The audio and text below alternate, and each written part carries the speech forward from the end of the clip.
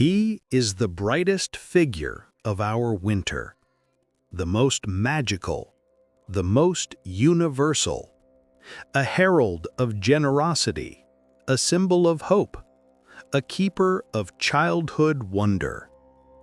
And yet, somewhere in the quiet chambers of our own hearts, the figure of Santa Claus, the wise old man of the North, also stirs something darker, a subtle fear. The list. That fateful list of who was good and who was bad is more than a children's tale. It is the clearest, cruelest projection of our inner judge, a mirror of our collective shadow, the weight of everything we dread being seen. You may have outgrown Santa's list, but you never outgrew the need to be judged and rewarded by some outer authority. And that is the secret. This is not a story about sleighs or gifts. It is a descent into the deep waters of Carl Jung's analytic psychology. Santa Claus, the figure we call the wise old man, is one of the most powerful archetypes of our age. He is the living symbol of the self, the totality we carry, simplified and domesticated by culture. Through his legend, we uncover how Logos, reason, judgment, and Eros, connection, giving, find their union within him. His story is your permission, a permission to reclaim the wisdom you projected outward and to walk back toward the wholeness that has been waiting for you. If you seek to understand the force that rises from totality, if you feel the call of your own awakening, don't take this journey alone. Subscribe now to Shadow Work Stories and ring the bell so YouTube can sense the depth of this work and continue guiding you through your own path of individuation. Leave a like, and let's unveil the mystery of judgment and the wholeness hidden inside the true story of Santa Claus. The wise old man. In his earliest and rawest form, Saint Nicholas of Myra carries a gravity the modern Santa longs to hide. This is not the round, laughing figure we celebrate today, but an austere bishop, a guardian of law and doctrine, often painted with a gaze of solemn power. This face of the archetype is not blind generosity. It is authority, rigid judgment. Carl Jung taught us that the collective psyche needs figures to embody the principles that govern it. In the rising church and the medieval world, the ruling principle was logos, order, hierarchy, reason, law. And so the archetypal Saint Nicholas became the bearer of the collective animus, the capacity to discern, the impulse to act, and, above all, the spiritual authority to declare what is true. He was the judge who divided the right from the wrong, the orthodox from the heretic, the good from the bad. The first psychological violence done to the Christmas myth is not commercialization, it is projection. A society wrestling with hunger, uncertainty, and moral complexity needs desperately a scapegoat, and in equal measure, an infallible judge. The archetypal Santa is our collective shadow wearing a crown of authority. He is the vast container for all the traits, instincts, and failures a culture or an era refuses to acknowledge within itself.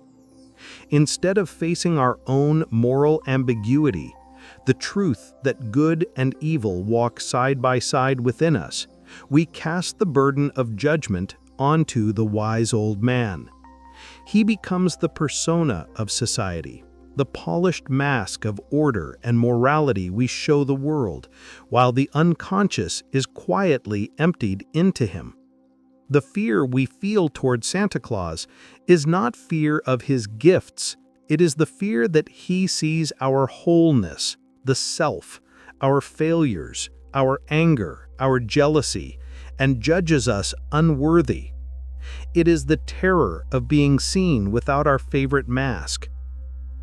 The list of who was good and who was bad is the most chilling symbol of this judgment. The rigid Animus. The list is Logos at its coldest, the clinical record of performance, stripped of Eros, of feeling, of compassion. In the psyche of the child and of the adult, the list becomes the unintegrated Animus, the inner masculine principle, that when projected outward mutates into a relentless inner critic, a strict inspector demanding perfection.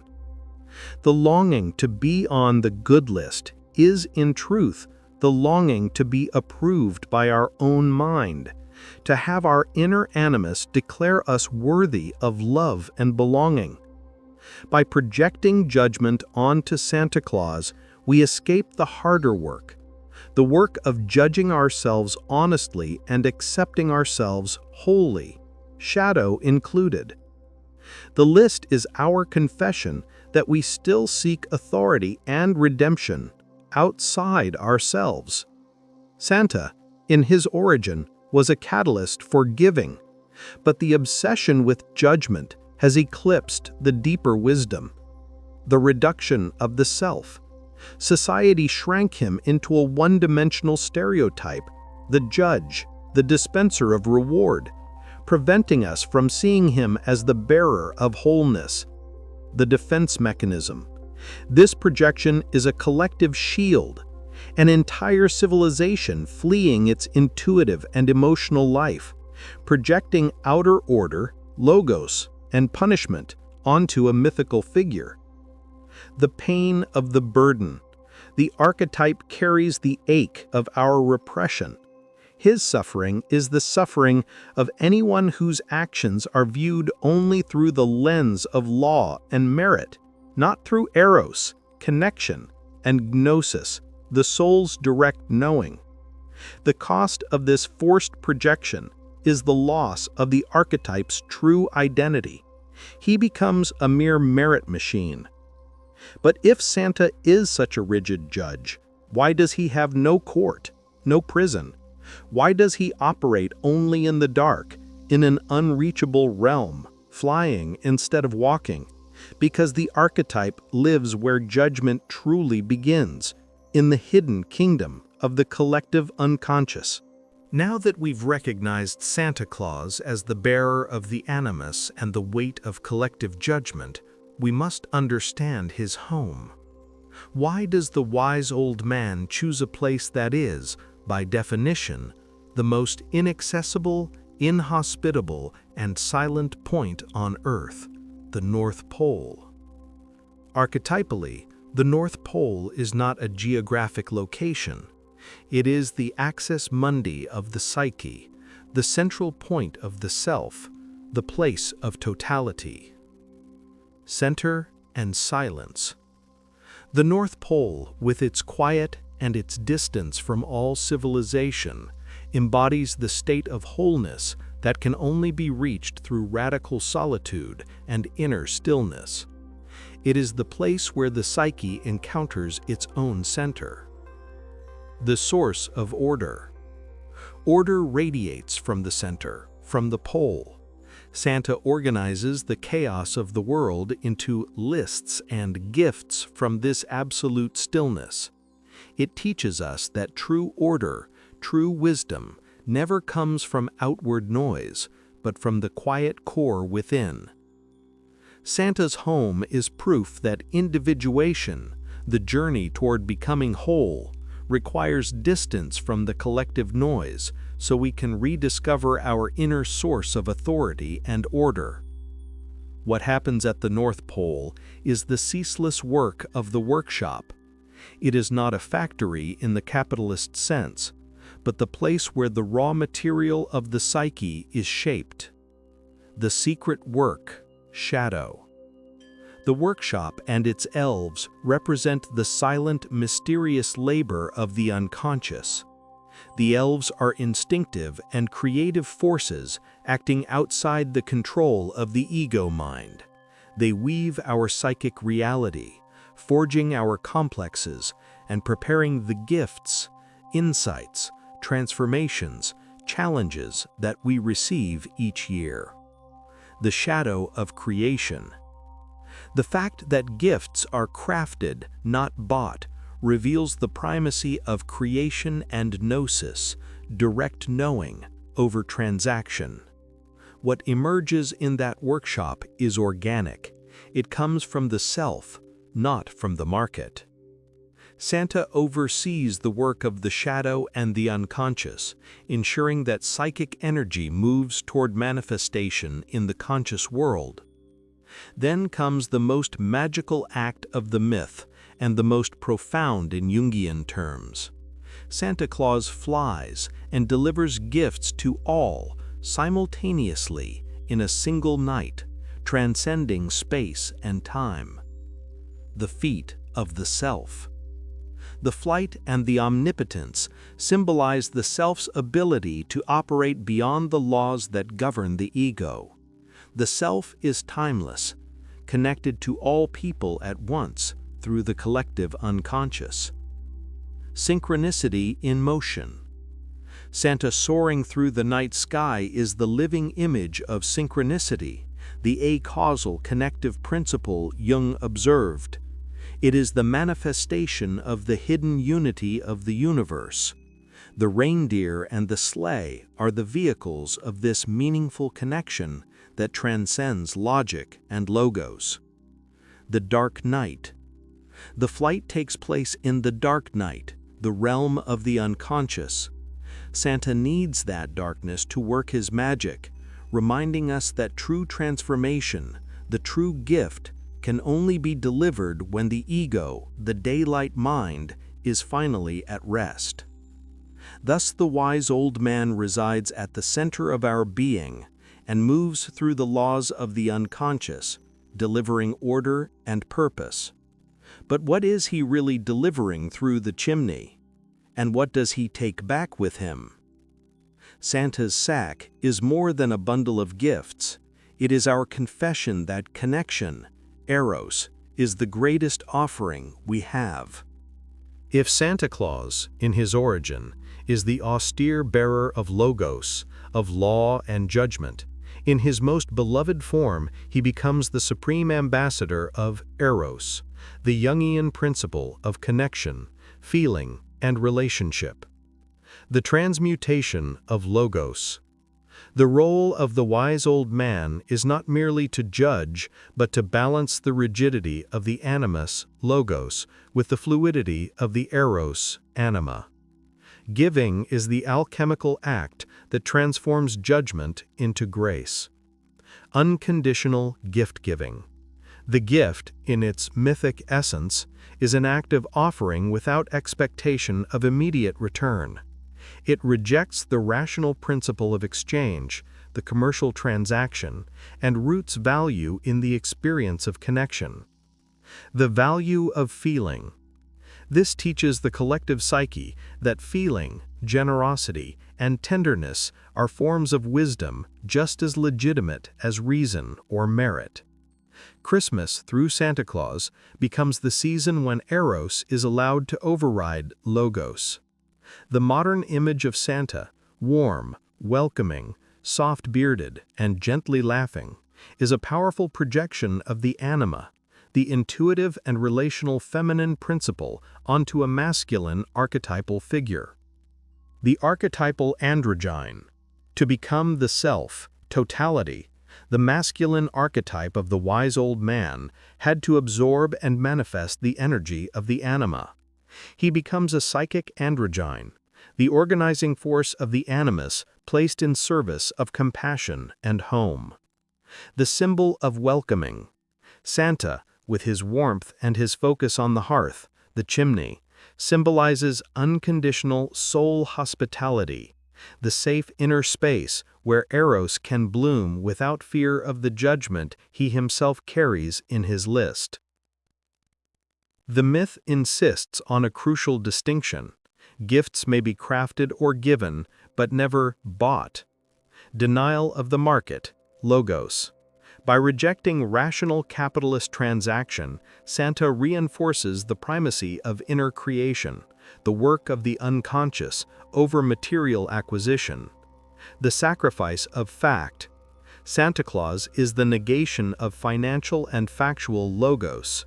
He exists to preserve gnosis, the intuitive, direct knowing of the soul, the reminder that true value and true magic cannot be measured by cost or logical proof. The empty sack. If Santa fills his sack with gifts, the offering of Eros, he also returns to the North Pole with it, empty. Psychologically, what he carries back are our projections and the psychic energy released through the act of giving. He compels us to internalize the power of the self by withdrawing it, leaving only the lived experience of feeling. Still, the collective psyche struggles to trust a figure who carries so much power and so much grace. Why trust a being who knows who you are, yet shows only the light? To relieve the tension of this ambiguity, the psyche had to separate the wise old man's light from his shadow of punishment. We've seen that Santa Claus, in his role as judge, Logos, Animus, must balance law with grace, Eros, Anima. Yet the human psyche, especially the collective psyche, despises ambiguity. It cannot accept that the same figure who loves and blesses us also holds the power to judge and punish us severely. The archetype of the double. This is why in many cultures a double emerges, a companion who walks beside the sage and carries the burden of punishment. Krampus, Belsnickel, and other dark companions are the collective shadow Santa Claus cannot afford to be. The scapegoat of punishment. While Santa, the projected self, keeps the aura of kindness and reward, Krampus receives all projections of rage, physical punishment, and chaos. He becomes the vessel for our fear of authority, the fear of punishment the wise old man must release in order to be loved. Krampus, with his horns and chains, is the physical embodiment of repression. He represents instinctive energy, the chthonic, the earthy, that Christian and rational logos attempted to suppress for centuries. The split between the good Santa Claus and the evil Krampus is the collective psyche's attempt to avoid confronting the moral ambiguity within itself. Rejection of wholeness. The myth of the double allows us to project evil onto the monster and good onto the sage. This prevents both individuals and societies from accepting that the self, totality, must contain both. True wisdom lies in knowing that the capacity to love and the capacity to enforce limits live within the same person. The flight from the Animus. The Animus is represented in its raw, unintegrated state. When the Animus is not refined by the Anima, compassion, it becomes destructive, tyrannical, chaotic. By projecting this fury onto Krampus, Santa and the ego feel safe enough to express only the acceptable face of authority. The collective lie. By celebrating the pair, society unconsciously says, the danger is in the double. Santa is safe. It is a comforting lie, one that avoids the work of individuation which demands integrating the monster. The path to wholeness is the forced union of Santa Claus and Krampus inside the individual psyche. Krampus as the bearer of strength. The sage cannot be strong without his double.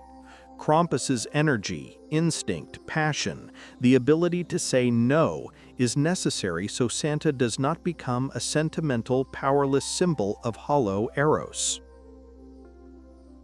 Accepting inner punishment. Individuation requires withdrawing the projection of Krampus. We must accept that the authority to punish, to set limits, to judge wisely is actually our own capacity for self-discipline and healthy boundaries. Santa of ice and fire. The true self of Christmas is an integrated figure. The ice of passion and instinct, Krampus, woven with the ice of order and wisdom, Santa. A being capable of profound love, and equally capable of being relentless toward anything that diverts from purpose. Santa and Krampus travel together, but they always return to the North Pole. And there, at the pole, waits the figure symbolizing home, warmth, and acceptance, the place where both sage and monster must finally unite. Where does the wise old man meet his wife, Mother Christmas? And why is the feminine principle, the Anima, forever standing at the margins of the global myth? Santa Claus, the wise old man, rules the skies with his night flight and his book of judgment. Yet he always returns to the North Pole, to the home at the center.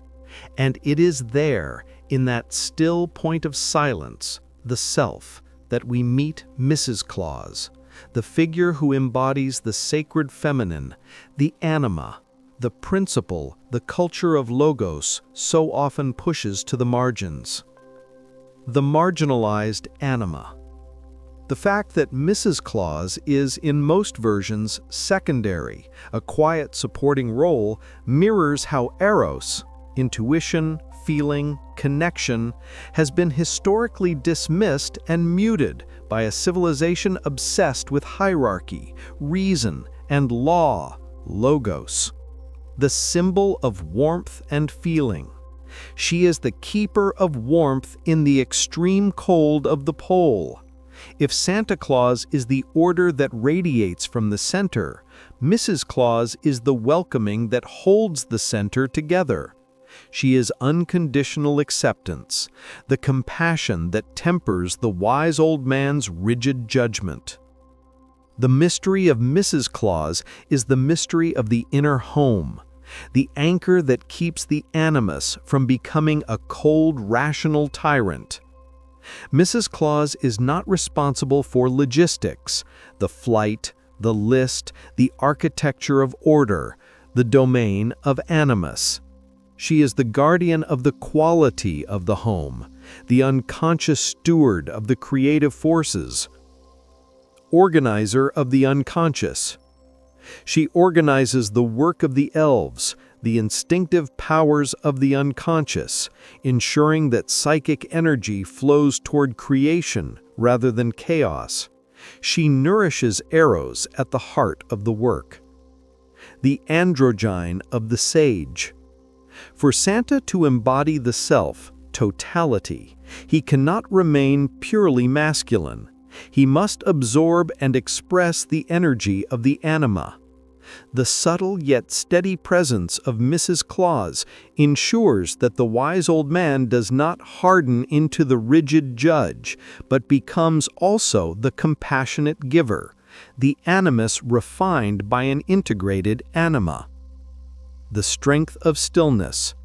She teaches that true strength is not always in outward action, the flight, but in the stillness and emotional grounding that guard the center. She is the reminder that connection is the foundation of all genuine authority. The repression of Mrs. Claus in the global myth mirrors the repression of the Anima in the collective psyche, and this repression carries a cost. The flight from the inner home. By neglecting Mrs. Claus, the wise old man, our projected ego, becomes tempted to seek meaning only in the outer world, in journeys, accomplishments, judgments. He flees from introspection, from deep feeling, from the hearth of the soul. The danger of cold logos. Without the principle of Eros she embodies, Santa's logos would become sterile and inhuman. The list of naughty and nice would become a psychological death sentence. It is her warmth that infuses judgment with the possibility of grace. Her legacy. Mrs. Claus invites each of us, woman or man, to reclaim the anima within, to honor intuition, feeling, and connection as legitimate forms of wisdom, and not as weaknesses. Santa Claus and Mrs. Claus coexist at the North Pole, the center of the psyche. But this magic, this equilibrium, depends on one fragile thing: faith. So what happens to our wounded child and to our wholeness when Logos, the voice of reason, finally shatters the enchantment of Eros, the voice of faith? The myth of Santa Claus survives only as long as faith survives. The full surrender to Eros, to feeling, to connection, to the quiet pulse of magic. The moment a child discovers the lie is the first and deepest shock of life, marking the dramatic passage from childhood into adult responsibility. The confrontation with Logos. The wound is not merely disappointment. It is Logos, reason, fact, evidence, confronting and crushing Eros, magic, intuition, belief. It is the instant when the cold logic of reality, no sleigh, no omnipresence, dismantles the intuitive truth of fantasy. The death of the ego. In Jungian terms, this revelation is the child's first and most essential ego death. The infantile self, the one that depended on an external source of power and justice, the list, to validate its existence, dies when it discovers that this source was an illusion projected onto the parents. The emptiness of certainty.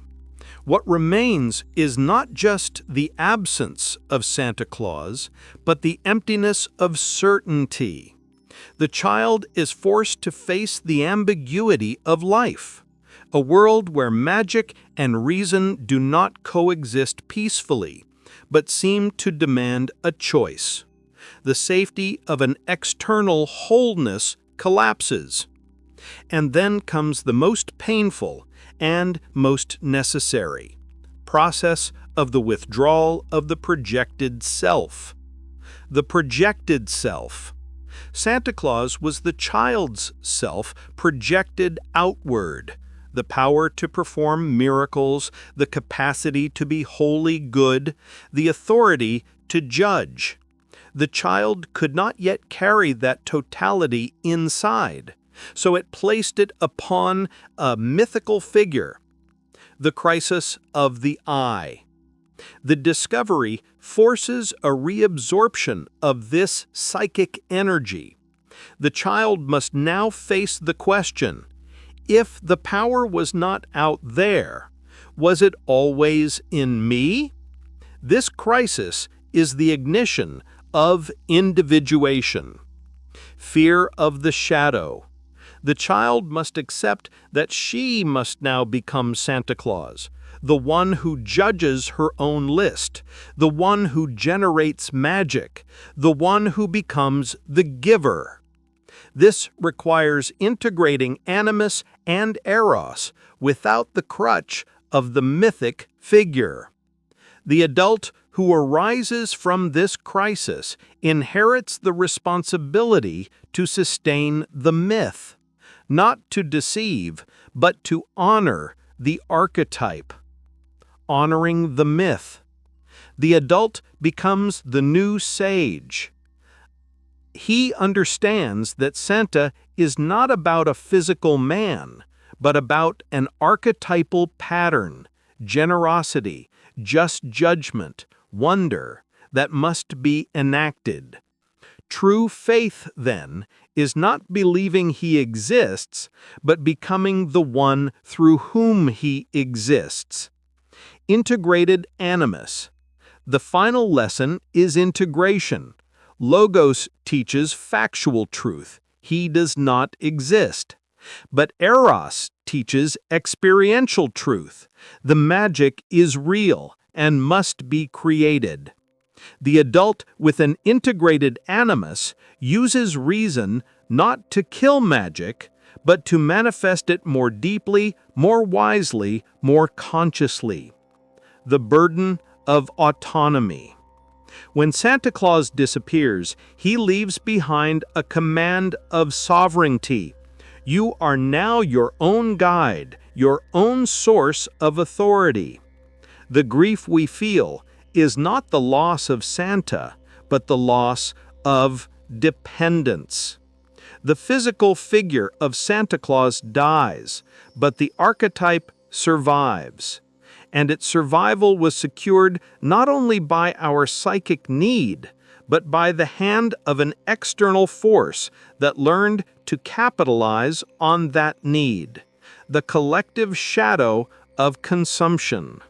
Santa Claus, in his pure form, could not survive the 20th century. After the ego death forced the individual to internalize the power of the self, the archetype needed to be reformatted for the masses. The void left by lost childhood faith was quickly filled by the most powerful force of the century, consumption. The hijacking of the self.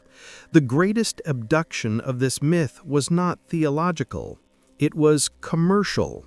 The archetype of the wise old man, the guide to wholeness, was absorbed and simplified by the collective shadow of capitalism. The collective persona. What emerges is not the androgynous sage, the one who integrates Logos and Eros, but the collective persona society prefers to display. Cheerful, predictable, and above all, a symbol of buying, not creating. The universal image of the plump, white-bearded Santa in scarlet robes was massively popularized by Coca-Cola's advertising campaigns painted by Haddon Sundblom beginning in 1931. This Santa, the dominant persona, is not a historical error. He is a necessary psychological simplification for mass consumption. The rejection of the shadow. The Coca-Cola Santa is essentially a persona that rejects the dark side of the archetype. He is pure kindness, effortless laughter.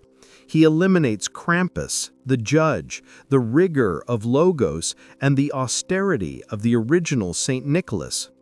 The figure becomes an uncomplicated self, accessible, non-threatening. A narrowed Eros. The archetype is reduced to its easiest-to-consume pole, the Eros of material generosity. The focus shifts from the Eros of deep connection to the Eros of material exchange. The color of capitalism. Though red and white appear throughout folklore, advertising crystallized them. The wise old man is forced to wear the colors of a product, making the archetype functional for selling. This transformation carries deep consequences for our individuation. Transformation of meaning. Santa no longer brings gnosis, intuitive knowing, inner truth. He brings products. The message reverses. Wholeness and happiness are not found in the self, the pole, the silence, but in external acquisition, the market, the store. The mandate of collective consumption. The myth becomes an instruction. Christmas, through the hijacked archetype, shifts from a journey of individuation to a requirement of collective consumption. A person's value becomes measured by their ability to buy and give, reinforcing the collective shadow of superficiality and debt. The loss of the depth of Logos. The commercial Santa retains authority, the Animus, but no longer to judge the soul, only to endorse the brand. Logos is used for persuasion, not discernment. The modern persona of the wise old man is proof that the collective unconscious is vulnerable to manipulation. The figure that should guide us toward wholeness becomes an icon of fragmentation. The archetype was simplified and sold. But the beauty of the psyche is that it always resists. The wholeness Santa represents cannot be purchased. So what does the self demand of us beyond consumption? After the archetype has been simplified and sold, the psyche demands its rescue. The beauty of analytical psychology is that even if the persona is commercialized, the self, the totality, remains untouched in the collective unconscious, waiting to be reclaimed. The self as guide. Santa Claus, in his deepest archetypal form, white beard, time-born wisdom, quiet authority, is our own self, the inner guide who leads us through individuation, the journey toward becoming whole. The command of reintegration. The archetype exists to remind us that the power we projected onto him, judgment, magic, generosity, never belonged outside. It has always belonged within. The true celebration of Christmas is the act of withdrawing the final projection. Wholeness is the key. The sage's legacy is not the gift, but the balance. He demands that we stop seeking the part, the reward, the profit, the punishment, and seek the whole, the union of opposites. The final challenge of individuation is to use the myth to reunite what society and advertising have torn apart. Logos and Eros. Logos, reason, the list, the structure of the Animus, must be placed in service of Eros, connection, giving, the feeling of the Anima. The mind becomes the architecture that supports the act of love, not the judge of its worth. Light and shadow. You must integrate Santa, the giver, the grace, with Krampus, the boundary, the rigor, the shadow. The true self is capable of immense love and at the same time unyielding limits that protect its integrity. North Pole and journey. The isolation of the North Pole, introspection, must be balanced with the journey, manifestation in the world. True power comes from acting out of a center of calm and silence. By integrating these opposites, you stop being the child who waits for the sage's approval and become the sage himself. Santa Claus, once unmasked as your projection, leaves you with a mandate of spiritual autonomy and responsibility. The genuine list. The list of naughty and nice becomes your honest self-review. Judgment is no longer punishment, it becomes discernment. Which of my actions pulled me away from myself? Where did I fail to embody my Eros? The permission of the Anima. The sage's legacy is permission. Permission to be wise, to be generous, to wield authority over your own path, not another's. You are the source, the magic, the proof. The gift of authenticity. The most important gift the self holds for you is not material, it is your own totality, the radical acceptance of your story, your failures, the shadow, your glories, the light. The most sacred act of giving is offering your authenticity to the world. You have completed the journey. You have unveiled the sage and found the key to totality. Santa Claus, the archetype of the wise old man, has fulfilled his role. He has shown you that real strength is wholeness and that the power to work miracles is not out there, but here, within. Wholeness is your destiny. Santa Claus, the archetype of the wise old man, has fulfilled his role as guide.